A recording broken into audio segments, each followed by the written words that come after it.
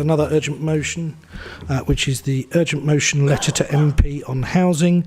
An urgent motion concerning sending a letter to Sittingbourne and Sheppey MP Kevin McKenna, proposed by Councillor Bonney and seconded by Councillor Baldock, was received outside of the deadline.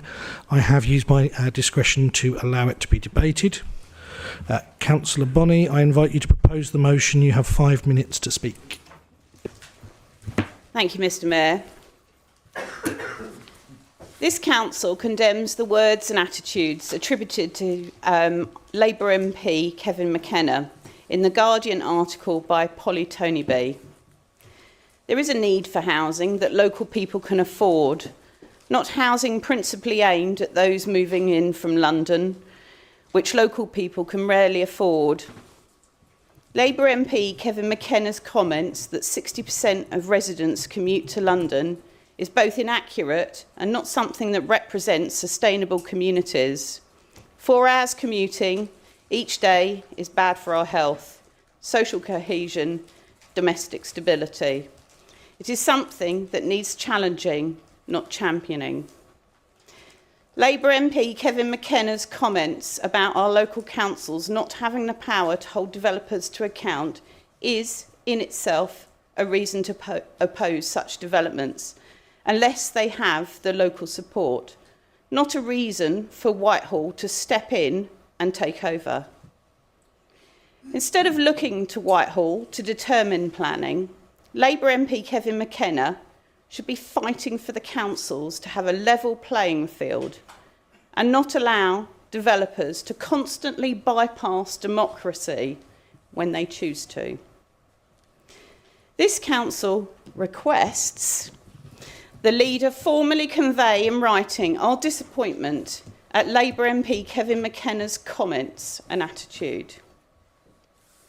I propose this motion, and I'm going to keep my following comments of the motion short because I think it's fairly self-explanatory. Councillor Baldock this afternoon emailed round a copy of the article, and I do hope you've all read it. I think what it underlines is that Labour MP Kevin McKenna, whilst newly elected, fundamentally doesn't understand the system, economics, or our local problems. It's quite simple, really. He needs to get to know the area. I have requested, via our Labour leader, to meet him, and I've requested to meet him about issues in his ward or his constituency, not mine, which is Sittingbourne, around antisocial behaviour, but that has not yet materialised. What he says doesn't correlate to Labour's plans for devolution of power away from central government. I think his comments are naive, and they indicate a lack of understanding about the planning system. To think that central government would be better negotiating than local communities who know and understand the needs of the local population. If he thinks central government is so marvellous, why is it taxpayers have stumped up over £30 million on levelling Queenborough and Rushenden and doing the infrastructure works, and yet of the 950 houses, hardly any of them have actually been delivered? Now, he is our representative, or rather, Sittingbourne and Sheppey's representative.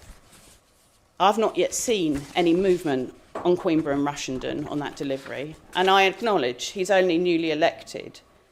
However, if government is so good at negotiating, why then can't it deliver on its own sites? So, members, I'd really appreciate your support on this motion. Thank you. Councillor Baldock, I call on you to second and ask if you wish to reserve your right or speak now. Thank you, Mr. Mayor. I will second the motion and reserve my right. Thank you. Thank you. An amendment has been received, proposed by Councillor Perkin and seconded by Councillor Charles Gibson, and has been published on the website and circulated to members. I invite Councillor Perkin to propose the amendment. Thanks, Mr. Mayor. The point of the amendment was really to try and make a point that actually residents don't agree with large applications being called in by the Secretary of State, but that essentially rewritten it. So in conversation with Councillor Baldock and with the monitoring officer, I do recognise that it changes the intention of the motion, so I'll be withdrawing the amendment. Thank you. Thank you.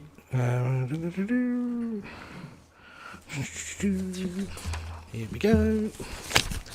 Muddling on my pages now. So I will open up for debate for members. Anyone wish to speak on this one? We've got Councillor Speed, Councillor Harrison. Crikey.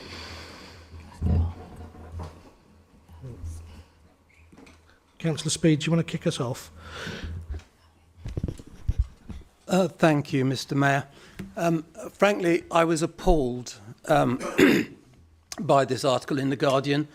The MP for Sittingbourne and Sheppey was described as brave, principled and fearless. For what exactly? For wanting to dump an unwanted housing development in a neighbouring constituency. Apparently he drove round the area with Polly Toynbee. I'm not sure who did the driving because the MP for this rural constituency doesn't actually drive.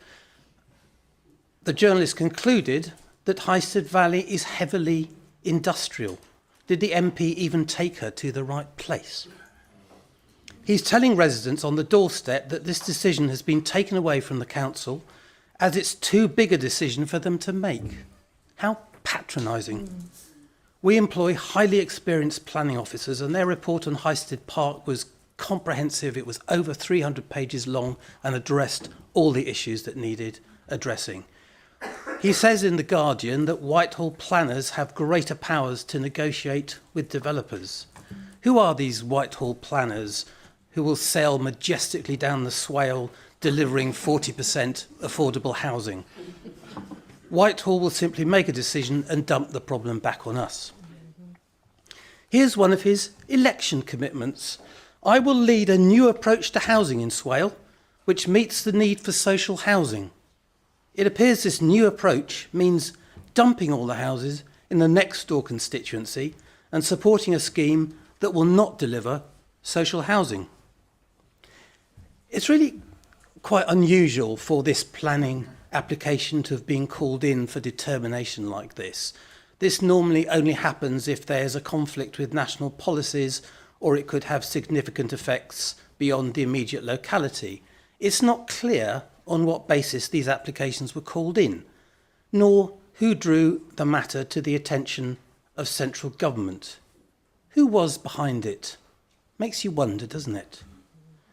This article demonstrates his inexperience, his lack of local knowledge, his lack of respect for the views of his residents, and indeed the views of his own councillors. Every single Labour member of the Planning Committee voted against the Highstead Park applications, yet the Labour MP is backing them. I totally agree the leader should write to him to express our dissatisfaction. Thank you, Mr. Mayor. I now have Councillor Palmer. Thank you, Mr. Mayor. Yeah, I've got his leaflet here, his 5 pledges, and pledge number 4, as Councillor Speed correctly said, and stole what I was trying to say. But if you think about it, this pledge was made really, can you believe what he said? No, because by what his actions, he's gone straight against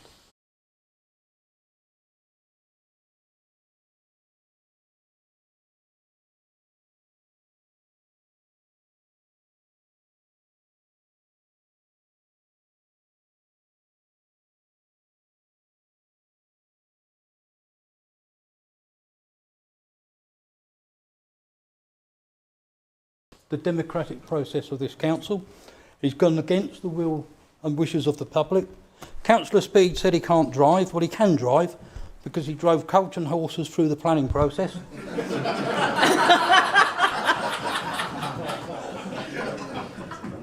And this pledge, to me, reminds me of a former Labour Prime Minister standing at an airport in Croydon, holding up a piece of paper which turned out to be worthless. Thank you. Thank you, Councillor Palmer. I'm not sure many of us were alive then to hear that. But Councillor Perkin. Well, it's quite difficult to follow that. I won't be supporting the motion, as I assume people would have assumed anyway, given the meatiness of my amendment. But for me, it doesn't get to the point of the issue.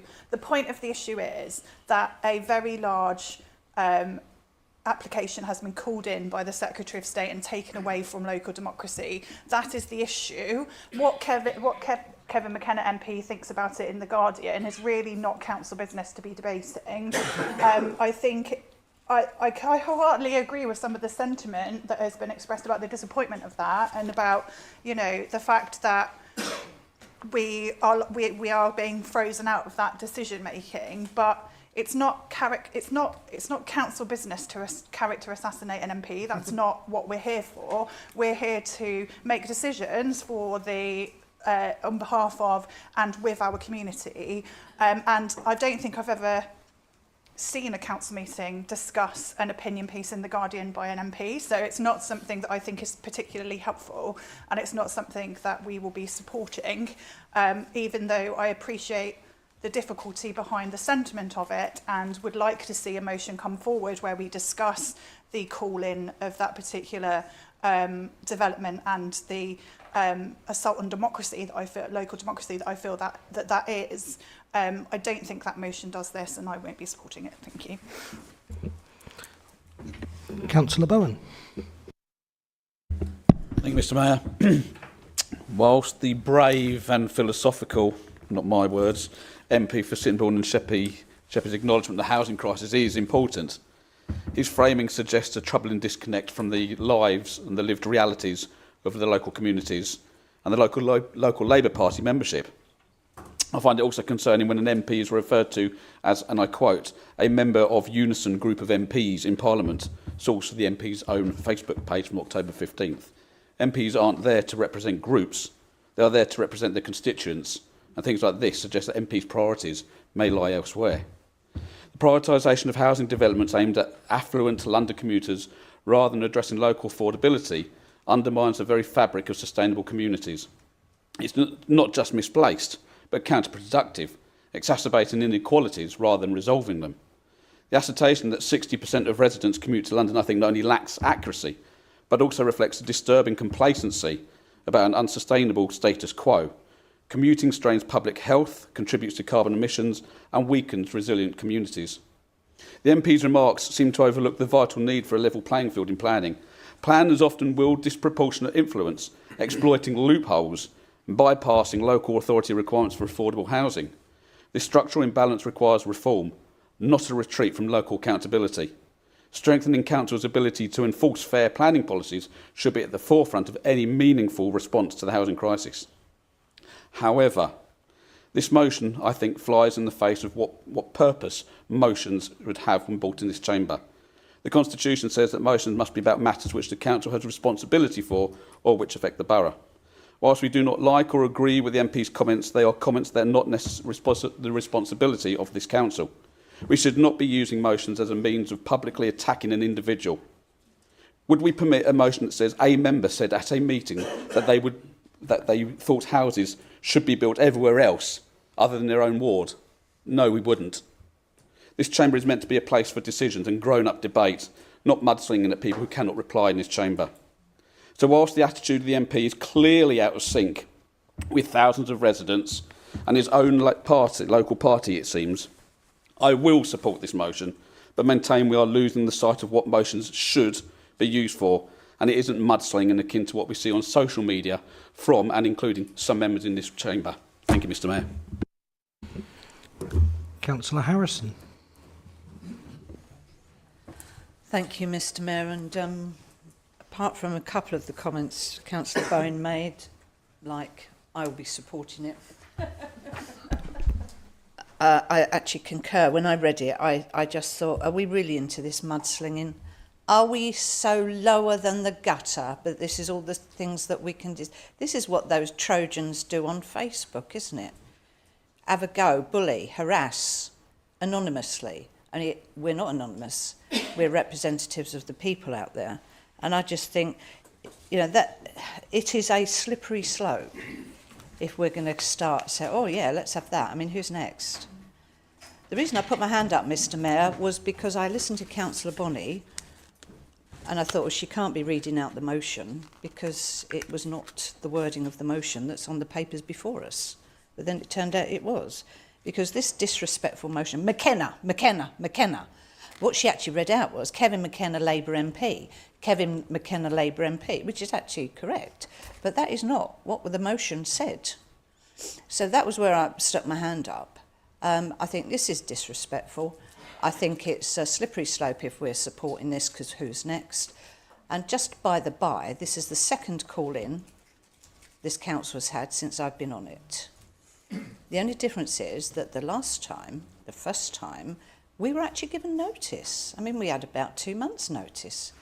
Whenever you make your decision, we will be calling it in. It was of strategic importance, and that was why. I think the way this was done at the last minute, it could have been a lot better. But, what's the difference between saying to the, playing to the gallery and saying, well, yeah, I'm going to vote against it, knowing that a planning inspector will take it forward and agree it, and the Secretary of State calling it in, because that is what has been happening for the past God knows how many years, to my knowledge. So, yeah, I stuck my hand up because that is disrespectful, and I expect better of people in this room, most of them. I should be voting against it. Thank you, Mr. Mayor. Thank you, Councillor Harrison. I've now got Councillor Tim Gibson.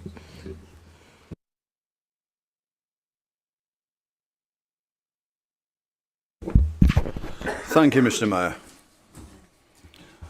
I cannot support this motion in its entirety, as at the outset it reflects on condemnation of words and attitudes that have been attributed to an individual who is not a member of this authority, and over whose comments we have no jurisdiction.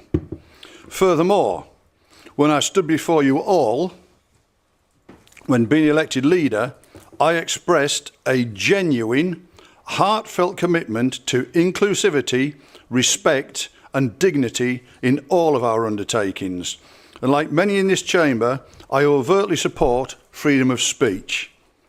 To that end, I would place on record my support for the view in the motion that we absolutely need housing that local people can afford and the provision of sustainable communities.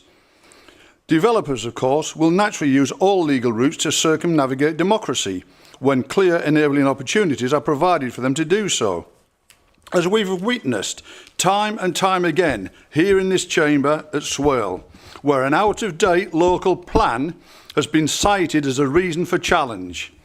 In fine, my view is that motions are a vehicle for bringing about change in one form or another. And whilst I agree with much of the content of the motion, I am really unsure what formally writing to express our disappointment would change or achieve. Thank you, Mr. Mayor.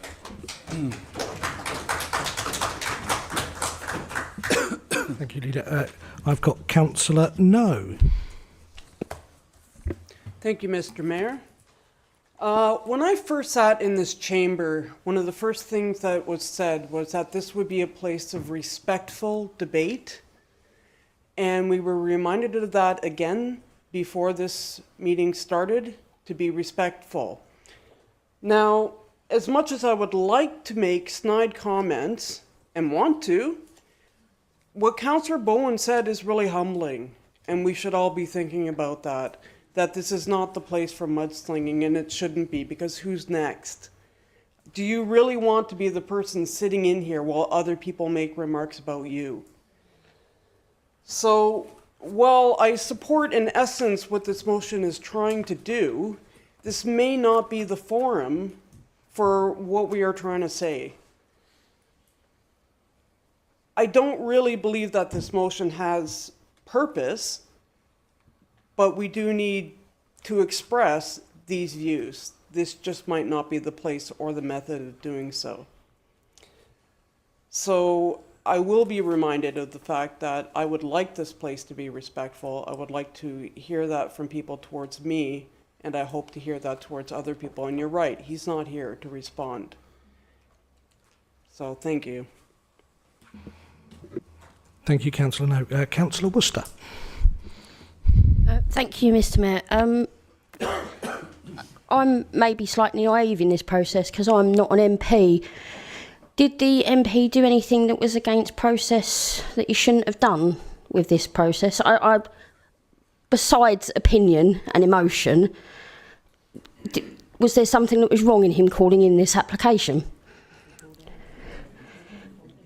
If he called it in, I don't know, because, well, what I'm trying to say is that we seem to be pushing all the responsibility here, and as far as I was aware, no rule had been broken. It had all been done legitimately. It may be unpalatable, and we may not like to hear it, and I think I'm down on record many times as to my viewpoint with development in the borough, absolutely, but I'd have to agree with Councillor Bowen, Councillor No, and Councillor Harrison here.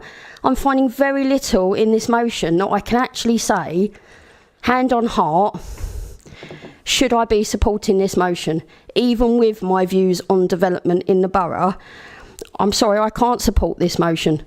I don't think unpalatable that any rules have been broken. If there were, I'd be the first person to be standing up and shouting, do it differently. Sorry, I can't support this evening. Got Councillor Charles Gibson. Thank you, Mr. Mayor. Only really to echo the many excellent speeches from Councillor Bowen, No, Harrison and now Worcester, and a final caveat and plea from me. We are absolutely right in the spirit of this motion to criticise Mr. McKenna MP for his slightly generous understanding of the figures around 60%, but if we are going to criticise him for that, it would probably better be done without making up facts around the length of commute when it is quite obvious that the train from Sittingbourne is not 4 hours, and probably best if we evidence our assertions that commuter communities are not viable or resilient. As the proud son of a commuter and a person who commutes now, along with many of my fellow Faversham residents, we are a thriving community, and many communities who commute can and do thrive. Thank you. Thank you, Councillor Gibson. I've got Councillor MacDonald. Thank you, Mr. Mayor. I just got a couple of points which I'm concerned about. One is the term, obviously, affordable homes, which I think is a misnomer. You can have a 4-bedroom house that's affordable to a multi-millionaire. So I'm sorry, but I think that part of the planning needs to be really tightened up. We know that there's a shortage of social housing or affordable social housing, particularly for people that are working, because otherwise they pick the benefits up anyway to pay the required amount. But that's the other comment I've got is on Homes England, which is a quango. Queenborough, I think that was very briefly mentioned, Queenborough and Rushendon.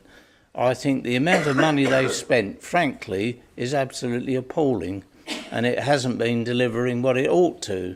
So that's a quango of a government department. They all claim that it isn't, but it is a government department, really, or run by, I think some of these quangos, frankly, are not delivering. I think we've got to be much stricter, perhaps, on our planning when you're actually allowing these developers to come forward with these big developments. Because, the one which we were talking about earlier, this massive one, supposed to be a village. Sorry, 8,500 homes, that's hardly a village. It's the old developers and the landowners who are actually. I don't mind people making a profit, but I think that's unreasonable, quite frankly. And obviously it's been called in, so presumably some inspector will make a decision. Sadly, my uncle's died, but he was the principal planner in the whole country. So I do know a little bit about planning. But anyway, I am really concerned about these terms like affordable homes, because we ought to be specifying what affordable is, quite frankly. Thank you.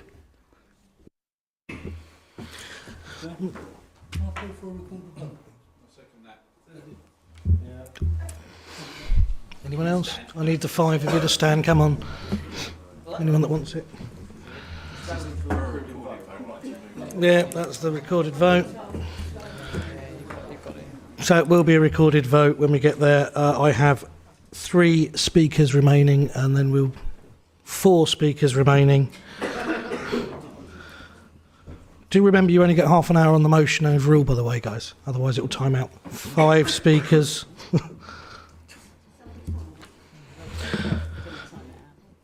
Councillor Tucker. I'll be brief, Mr Mayor. I seem to remember in this chamber when a KCC councillor who also sits on this council made a decision that affected the budget and directed this councillor, i.e. Councillor Whiting, was hung out to dry by Mr Councillor Baldock and Councillor Gibson at the recent budget meeting of when I first joined this council. And nothing was sort of said then. All this MP's done is wrote a letter where I understand the sentiment and the feeling of the council, and it's very raw and everything else. But no one come to Councillor Whiting's defence when he was literally called out directly in this chamber for a decision that he'd made on behalf of the committee, as I understand it. The second thing is, I don't think even if we do go for it, to write a letter, just send him the link to the YouTube link to this meeting and just say, Mr Gibson, any time to write a letter. Thank you. Councillor Campbell. Point of order, if I may. Can I ask how long we have left in the 30 minutes? 6 minutes. In which case, I was going to say, can I suggest we move to the votes, if not now, certainly within 4 minutes, please? Do so, Councillor Kavanagh. Thank you. I'll be very quick. I mean, I echo everyone's talk about respect. My 24-year-old did a BTEC in media. Does he need to come down here and tell you that everything you read in the papers isn't necessarily true? Thank you. Councillor Wise. Thank you, Mr Mayor. And yes, I also echo the need to make sure that what we bring before this chamber is respectful and that we conduct ourselves in that way. And I won't be voting in favour of this motion because I'm not going to condemn someone who won't be helping to determine the decision whatsoever for expressing a view. I happen to categorically think it is the wrong view, and I agree with much else that's been expressed from members about the ill-suitability of the scheme and our ability to determine it locally. And I understand this isn't the view of just a random person on the street. They are the views of a parliamentary representative. But they are not the views of a person with any decision-making powers on the underlying issue behind the motion here. And that's what we have to think about and consider alongside whether we think this is the way that we want to conduct motions here. So I won't be supporting it. Thank you.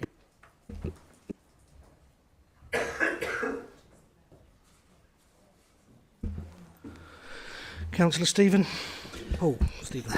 Thank you, Mr Mayor. Having met the MP prior to his election, I found him to be a quite amicable guy, and he was really interested in what was going on. But the first thing he said to me was, what are the problems that you've got around here? And I said, well, that's really for you to find out. I said, but listen. I wasn't trying to be obstructive. I was trying to be constructive in respect of listen to your community, find out what they want, what is needed for your constituents. And I thought he took that under his wing and decided that's the way to go. But no, he would rather listen to developers rather than his constituents. And that is a mistake. And I'm not running him down for that. He's new to the job. But I think we should try to educate him with a letter to say, please, if you want to do things like this, talk to the council, talk to your constituents, find out what's really going on, and don't just rely on a developer to swing you into making a decision like that. Thank you. Mr Mayor, I move that we move to the vote, please. I'll second that. Seconded. Yeah, we'll move to the vote. Straight to the recorded vote. These guys have...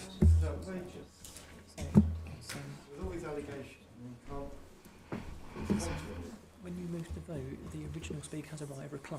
So if the second one they missed that. So it's not constitutional. The original speaker has a right of reply. Mr Mayor, if there is the time for the proposer and second to sum up, I'm happy for that, but I don't think we've got time for any other speakers from the floor. Yeah, I'm happy to use my discretion on that front. Councillor Baldock. Thank you, Mr Mayor, for your indulgence.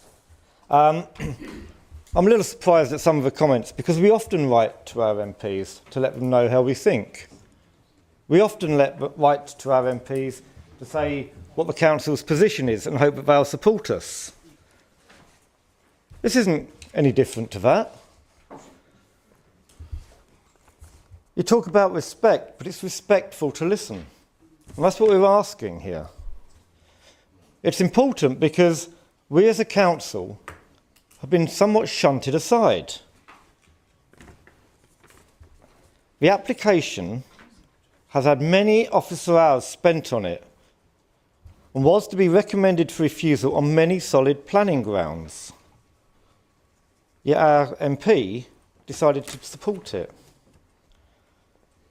Does he have such a level of planning knowledge that he can just brush officers' knowledge aside? We have councillors on that planning committee, councillors who are well versed in planning matters. They've done training. They read the reports. They all voted against the proposals.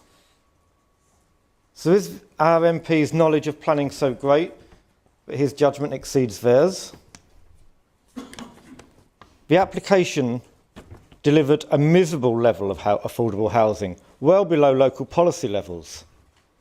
So why is he championing it? Or perhaps he agrees with the insidious statement in the article that some councillors might be relieved to have the decision removed from their hands, free to say they voted against it while quietly recognising the need for housing. And we've heard one councillor tonight echo that feeling. So we need to give him the chance to distance himself from that appalling insult to our councillors. The fact that he champions that it will be for Londoners, claiming that 60% of residents commute. And I assure you, some of us used to take 4 hours door to door each day. That's not unusual. And that is a severe impact on people's health and their home lives. We talked about domestic abuse. That is not an irrelevant part of that when people are spending so much time commuting. So perhaps we need to explain our reasons to our MP, or one of our MPs. Explain that sustainable community building is not creating more dormitory towns. Why isn't our MP fighting for us to be able to build communities for our local people? Houses and communities they can afford, instead of dormitory towns for people who don't work locally and have grown up locally. And the idea that he can champion the idea that Whitehall planners have greater powers to false developers, that needs challenging, and he should be challenging that. And we're saying that the democracy is about returning powers to local people and local councils and giving us the powers to make those good choices. That's why this motion is important. You content to move to the vote, Councillor Bonney? Yeah, happy. Right, we're going to the vote. So, Councillor Baldock. 4. Councillor Bonney. Councillor Booth is not here. Councillor Bowen. 4. Councillor Braun. Against. Councillor Carnell. 4. Councillor Kavanagh. Against. Councillor Chapman. 4. Councillor Cheeseman. Against. Roger's not here. Councillor Simon Clark. I'm very much against this defamatory motion. Councillor Eyre. Against. Councillor Charles Gibson. Against. Councillor Tim Gibson. Against. Councillor Gould. Abstain. Councillor Harrison. Against. There is no Councillor Hunt, no Councillor Jackson, no Councillor Jays. Councillor Last. Against. Councillor Lehman. Because of a worrying concern about centralisation of power currently, I am for the motion.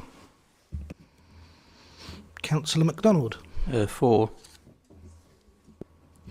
Councillor Marchington, not here. Yes, he is. He's hidden away. Thank you. Councillor Claire Martin. Against. Councillor Miller. Against. Councillor Moore. Councillor Neal. Councillor No. Councillor Nundy. For. Councillor Chris Palmer. For. Councillor Richard Palmer. For, and as we're all making statements, when an MP makes a public statement in the media, then I think it's right for members to challenge I that. think.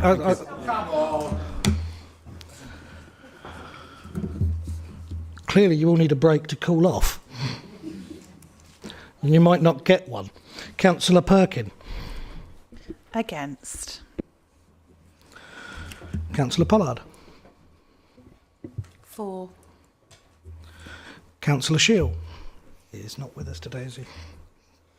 Councillor Speed. For. Councillor Paul Stephen. For. Councillor Sarah Stephen. For. Councillor Thompson.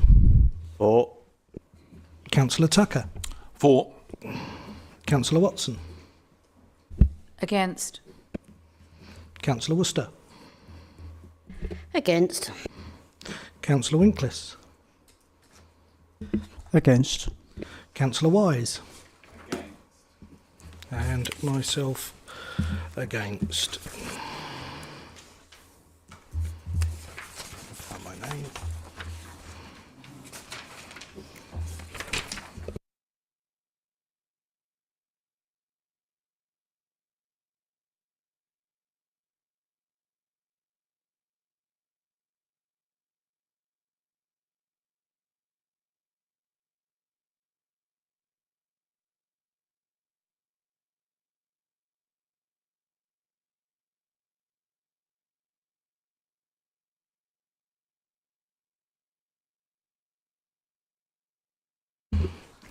(17 apiece), and I will maintain the status quo by voting against.